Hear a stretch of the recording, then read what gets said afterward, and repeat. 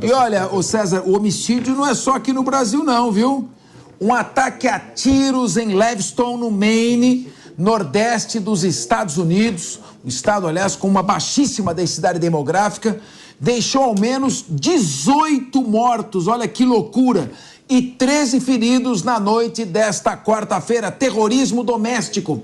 A polícia do Maine identificou no Facebook o suposto atirador como Robert Card e o descreveu como armado e perigoso.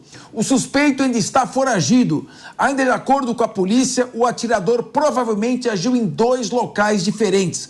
A investigação apura ainda se existe um outro criminoso envolvido no ataque.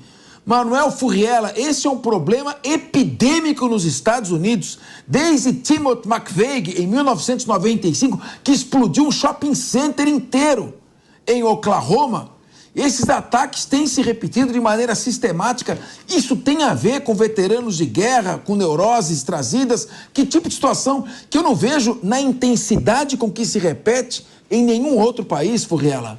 Bom, um dos pontos principais que fazem com que os Estados Unidos tenham essas ocorrências com frequência é o acesso às armas, né? Você sabe que lá nos Estados Unidos, obviamente, dependendo do estado, as legislações estaduais lá têm muita força, ao contrário do Brasil, né? A gente tem legislação nacional sobre as principais questões, inclusive sobre questão que envolva armas. Lá você tem as legislações estaduais com bastante força. Em alguns estados, até mesmo num supermercado Walmart, você compra uma arma sem grandes exigências que sejam feitas a vocês. Mas também você tem aquela situação que a partir do momento que essas armas estão no poder das pessoas em grande quantidade, né, não é algo razoável não, realmente a questão lá é propriamente de volume. A partir do momento que você tem isso, o que acaba acontecendo no país?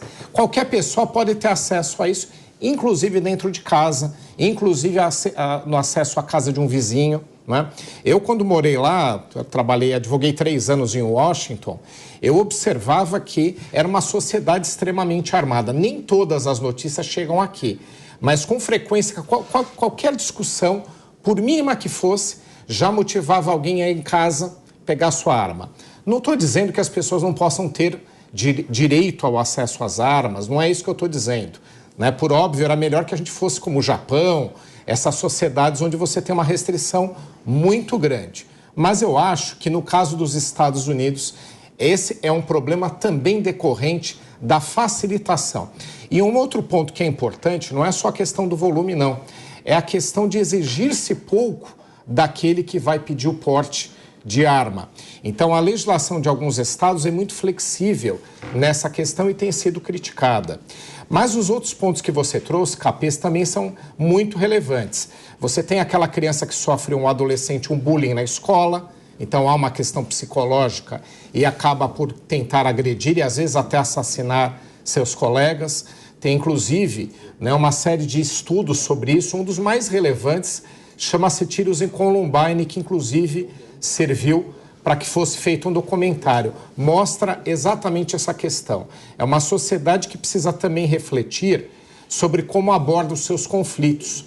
Né? Você tem questões que envolvem bullying, você tem a questão dos veteranos de guerra, como você mencionou, como fatores. Mas o acesso facilitado às armas e a pouca exigência em alguns estados sobre exigências de pré-requisitos para que você tenha um porte, tem total relação com esse problema, é uma grande reflexão que os Estados Unidos têm que fazer. Exatamente, é um Hamas doméstico a cada 3 meses, essa tragédia interna dos Estados Unidos da América, nação mais poderosa militar e economicamente do mundo.